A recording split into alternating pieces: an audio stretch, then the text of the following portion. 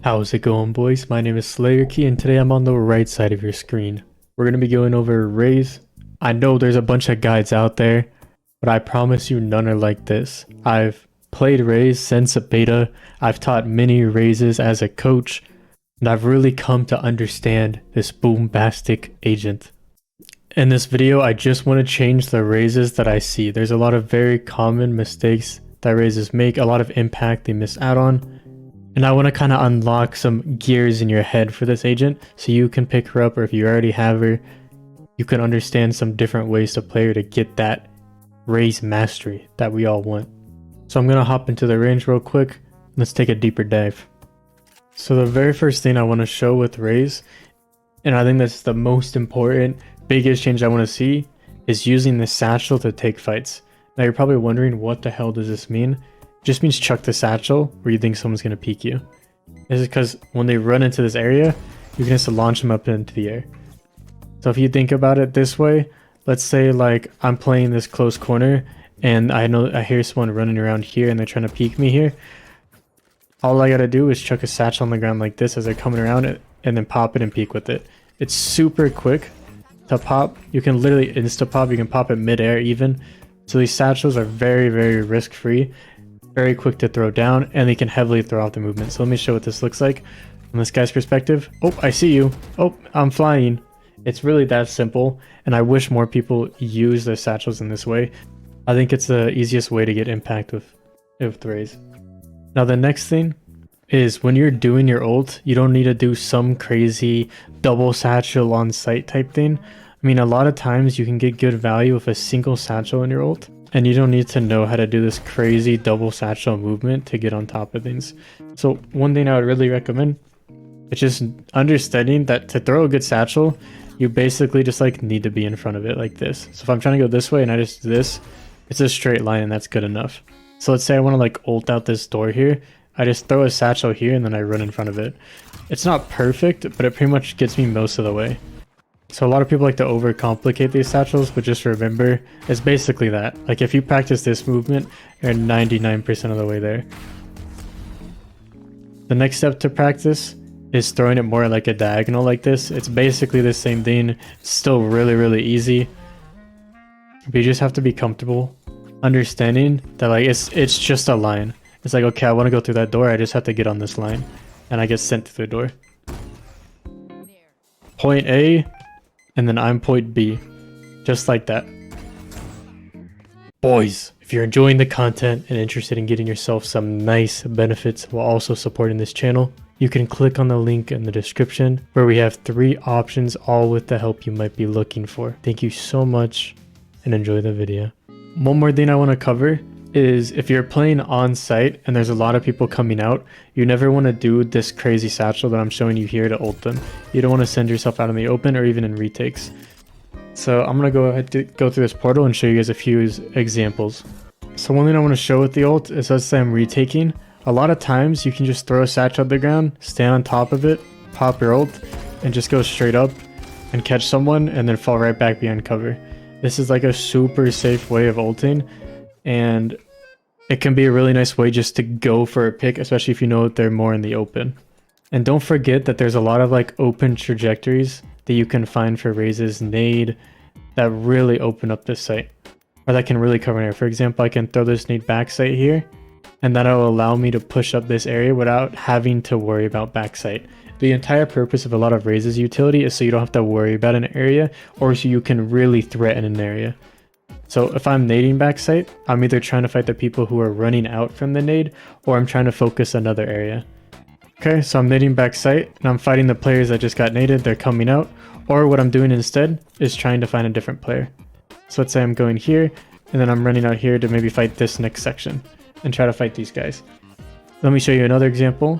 If you're familiar with Descent, this is basically B site, and I'm going to show you kind of an entry you can do with the boombot and nade that pretty much covers most of these threats, right? If we think about when we enter site, there's basically stairs, lane, and then like these 2 corners, right? Everything else should be clear. So one thing you can do is send a boombot lane, and then throw a nade here, and then we only have 2 more spots to clear, right? We can clear this, everything's clear. And that's how you can do it to prioritize, because your util's watching the other spots. I don't look lane because the boom bot's going lane. If there's someone deep there, oh well, unlucky. Someone peeks me stairs, oh well, unlucky. Hopefully my teammates will be there to help. This is where a lot of your benefit comes from on Raze. And the number one thing I end up telling a lot of my Raze students is you're just not going in with your utility. You're not playing off your utility. So for example, like they would nade back site and then they would just like sit here and wait and see if anything happens, and then the nade expires and nothing happens. It's like, okay, now what? They throw those boom bots, same thing. Right? You need to be taking space as this is taking space. You guys work together. All your utilities very much interlinked here. One final tip for this that I did here is I actually use the boombot before I use the nade. If we think about it, if I throw this boombot and then I throw like a nade here, by the time this boombot starts taking space, my nade's already expired. So this gives this a bit more travel time. It gives me a bit more time to set up this nade and allows me to come outside a bit easier. Now you don't need some like crazy double satchel to get you out on site, although they're very, very fun. And if you enjoy it, I would definitely recommend spending some time just like alerting some weird spots you can do this from. But don't get too caught up in it. A lot of Raze's impact doesn't come from these double satchels. It comes from knowing how to use her utility effective. So I can use those double satchels to get me out on site. I can also use, I could also use like a single satchel to do the same thing. A lot of times gap close is kind of sacrificed. So even though this is really risky, at least I'm just getting out there hella fast. And this allows my teammates to swing basically the same spots and try to get my trade.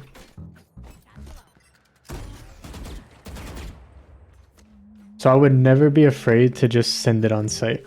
When you have your teammates following you, when they're with you, when the momentum's really good, just send it on site with a satchel. Try to focus like one area and hope your teammates cover the rest. And that's like the best things you can do on Raze. Now I'm going to show you something, and I'm going to do something a little bit different. I'm on your left now, by the way. I'm going to show you an example from one of my games on Raze. And I'm going to run you through kind of how you get a bunch of impact on this. So for some context, we're on a scuffed buy here. You can see Phantom, Sheriff. I have a Judge. Now the Judge is really, really strong on Raze. This thing is destructive. If we think about her abilities basically forcing people out in the open, or like giving them something else to shoot out, or making just a fight really uncomfortable, the Judge is really good for that. That satchel on the ground, if they're trying to push into this close range, like imagine I just threw a satchel right there as they're trying to enter, and then I just blast them to pieces with the Judge, super strong. So Judge is really strong. Close range with Raze is really strong. Coming up, okay. To make this spot effective, this isn't a Raze thing, this is a general thing, but you need to tell your teammates when you're using the Judge to break your dog. You need to ask them. Even if you think they won't listen, you need to ask them anyways and just see. Because this play will only really work out if I have my teammate here baiting for me. So here comes the Sky Dog. Teammate breaks it. Rain is doing such a great job of baiting. Bunch of util comes in. Boom, boom, boom, boom, boom. Boom, shakalaka. Nade to get me out of that space quickly. I could have used satchel there instead too. And then we're just fighting with it. Now, I'm going to pretend I ace here, so you guys can be like, wow, what a clip. And then I'm going to go into game and kind of break down this play, because these principles of what happened here is exactly what you want to do in a lot of different situations. This Raze instinct is really strong to build. So I'm back here. Let's say after I get that first kill, bop, they're dead. I throw a satchel, peek with it, get the second one. That's one thing I could have done. Again, after you get the first kill, on Raze, super nice to use some sort of utility to deny the trade, maybe force some people in, and that's just free value. Right? Any of these abilities could be used after I get a kill. Probably the satchel, if you have the space to the nade or the boombot, can be used after a kill to really deny, force more uncomfortable fights. Even if I had a Phantom here, this is still good. I get a kill, I throw a satchel, I peek with the satchel, boom. I get a kill. Yeah, I mean, you get the point. Follow up with your utility after you get a kill. Super strong. Make sure you have the space to do this, of course, but super strong. Next thing I could have done is when this Raze threw a nade into this corner right there, the boombot spotted me. She was smart about it. She's like, oh, there's one left side. Let me nade and completely clear him. One thing I could have done, I used a nade to counter it. I technically could have like satcheled like this and got away a lot more freely. So save the nade. Instead just use a single satchel and then gotten the Vandal on the ground. That could have been good too. Another thing I could have done is when I'm coming out here, I just satchel and wide peek this guy. Another thing I could have done is thrown the boom bot off this back wall before I peeked in case there was another one here. So this idea that like every piece of util leads to another makes it very similar to chess in my mind. I'm a big chess fiend right now, and this feels like chess. This feels like, okay, I took their piece. Oh, they threatened me. I'll check them and then go out. You get the idea. This is how you get really strong raise value. Again, a lot of things we can do here. One thing I didn't cover yet is being able to use satchels to maneuver in fights is a really strong thing to have. Knowing that, like, for example, I get a kill here and I just satchel across really quick like this. It seems risky, it seems crazy, but you can get away with it. And just knowing that, like, at any time you're in trouble, let's say like I'm playing here and like someone just started shooting me from lawn, I'm just like this. I'm out like that. It's super quick, and just knowing it is like a weird version of the get out of jail free card. So knowing how to use your satchels like that is really strong. Or for example, let's say you just killed someone here, you quickly satchel up here and start watching CT. Being able to quickly reposition with Raze satchels is super strong.